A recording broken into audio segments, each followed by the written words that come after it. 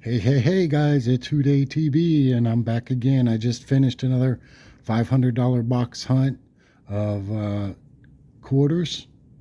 And today I want to talk about the different varieties I found and some different errors you can look for while you're doing your hunts. This is box number 6 that I completed. Um, yeah, and there were some interesting finds. I want to talk about the DDRs and some different die chip errors that you can look for and kind of explain those a little bit more in depth so you can keep your eyes open while you're out there. And I'll start with the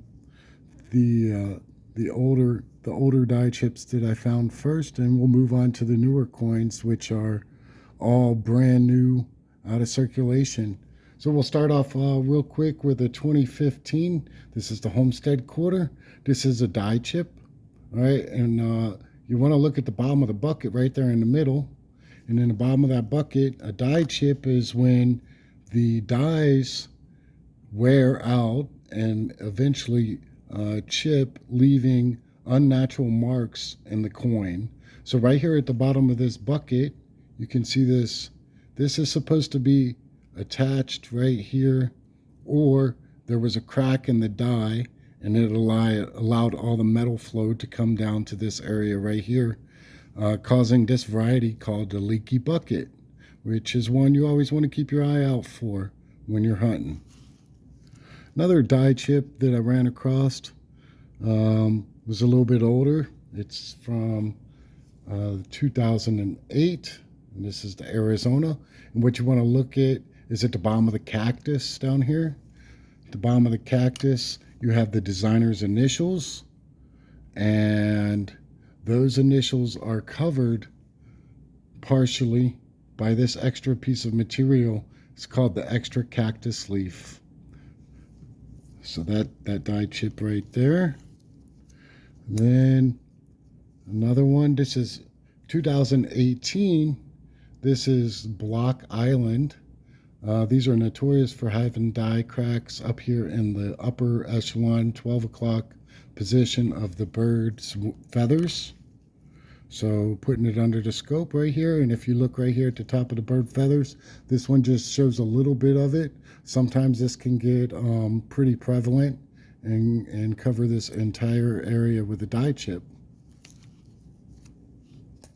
Another one, this is also from the year 2018. This is the Cumberland Island, and this one has a rather large die chip at approximately 3 o'clock at the end of the bird's feather. So we'll go ahead and we'll put this under the scope. When you look at this one, that is a relatively large die chip right there, covering all of that space. All of that should look like this field right here where it's nice and flat, but this bulge right here is all die chip. Next one is a 2019 River of No Return Wilderness coin. And on the back of this one, there's a die chip right in the middle underneath the boat, the bow of the boat right there.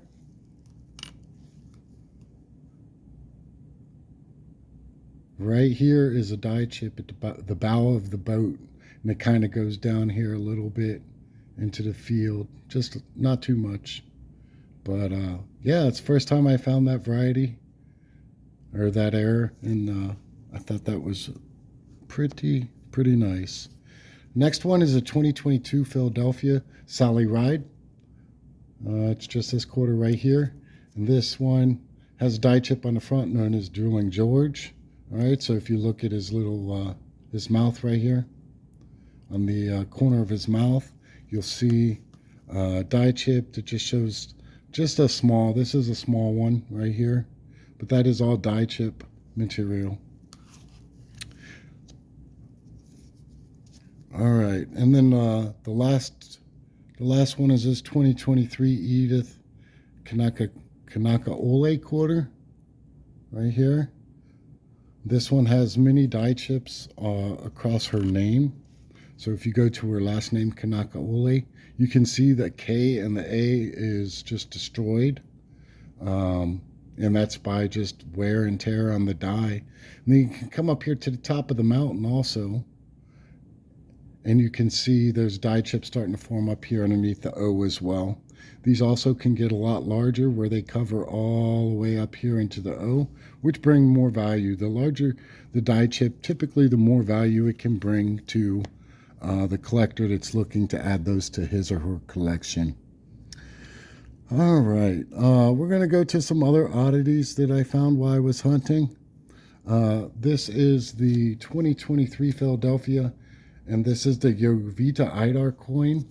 Looks like this has a lot of blank area in the field, but I would specifically want to zoom in on her name across the breast of her sweater.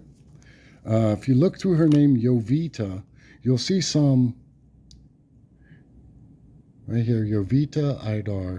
So you'll see some material that is out of place. So you've got this area right here, all right, and then you have this mark that goes in between her name, but not across the top of her name.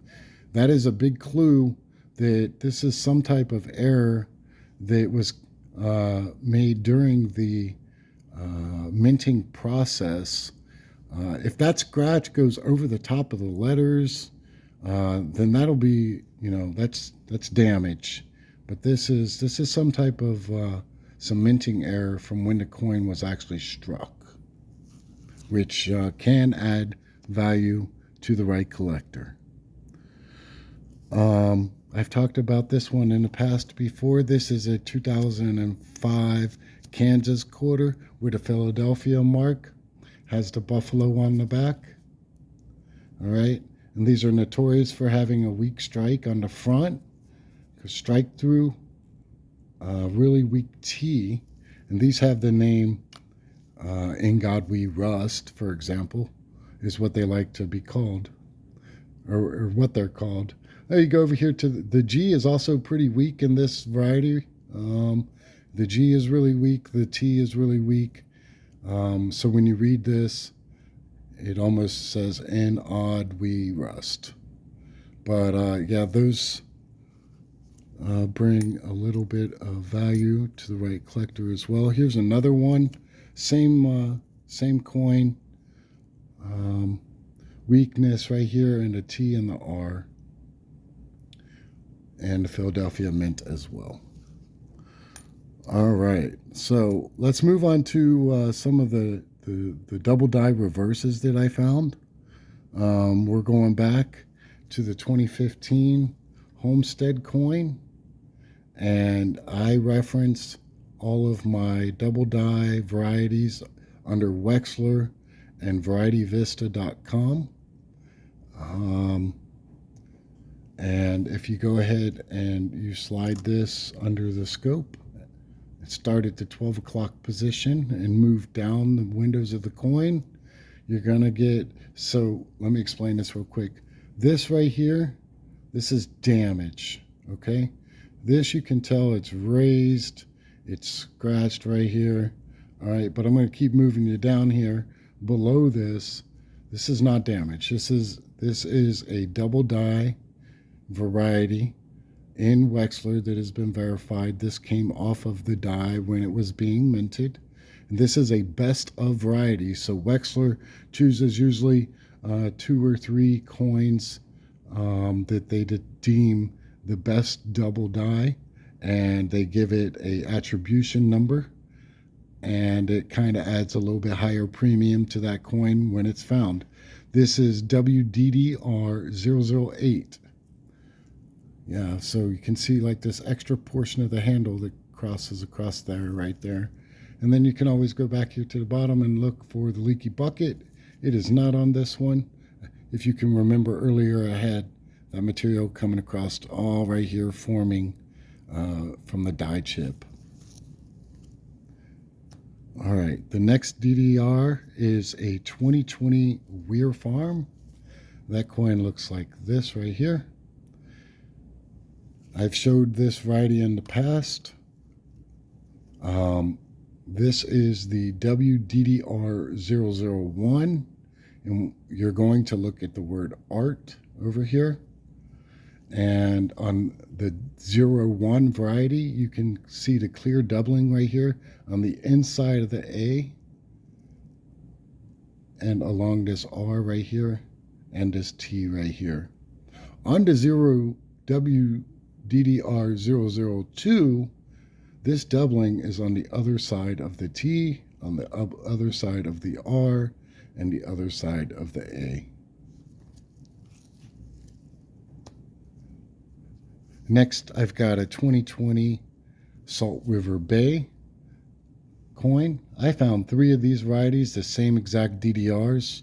I'll just go over this one right here. You're looking pretty much in the center, in the center of the coin, right about this area, and the roots. And when you get to the middle of those roots area, you can kind of look at this, all this displacement of metal right here. All right, it's not supposed to be there. It should look, let me get a good example. You see how this is all flush against the roots, and then this has a big bulge coming out right here. It's not supposed to. This is the WDDR005 from Wexler. All right. Next is a 2021 Philadelphia, and this is the Crossing the Delaware.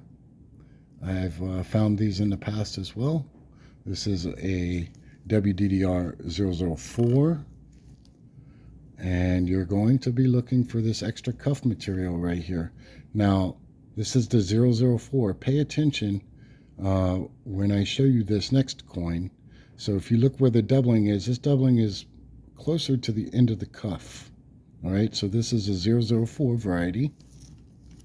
And this next one is the same exact coin right here, but this is the WDDR006. So when I come to his cuff and I look, the doubling is further back from the cuff. It's almost underneath this button right here. So with these type of DDRs, you definitely need a scope. You need a microscope to be able to see this. Some double dyes, there are some varieties out there. They are highly valuable and sought after that you can see with the naked eye. But I would say more than 75% of these DDRs that I'm talking about and DDO errors, you need some type of magnification in order to get good visibility on the actual coin error. All right, and then I've just got these 2 last coins that I found during this hunt that I want to talk about. This is a 2003 proof coin. It's from Alabama, and it has the S mint mark. Right? If you look at it very carefully, you can tell the field is very, very shiny. All this behind Washington's face is very, very shiny, and pretty much a giveaway that it's a proof coin, and it has the S mint mark. When you cross-reference this in your red book, you'll see that it just has over 3.5 million minted. So it's not that many. That's not that many when you consider, let me check real quick. So in 2003, if I come over here to my little red book and I look, in 2003, the Alabama coin, they minted over 225 million of the Philadelphia coin, and the S coin was 3.4 million. So less than, a lot less. So that's one that you always want to pluck out. And then lastly, another W quarter. Always happy when I find W quarters. W quarters were only minted in the year 2019 and 2020. And the 2020 is a little bit more special because it has a privy mark right here at the 9 o'clock position. says V75. All right, this is the National Park coin with the bats on the back. But just to enhance it a little bit for you guys, there's the W West Point mint mark. And then over here at the 9 o'clock position is the V75 stamp, which you will only find in 2020 coins, representing the 75th anniversary of the victory during World War II. So a lot of history behind it. I like that kind of stuff. To the right person, you can sell that coin for 10 to 15 bucks. That's just a quick recap of my quarter box hunt number 6. I appreciate you guys' time. I enjoy putting these videos together, and with your support, I'll continue to put them together. So please like and subscribe to my channel and hit the little bell so you get notifications every time I make videos just like these. Until then, I'm going to keep on prowling, keep on hunting, and I'll see you when I get back. I'm out.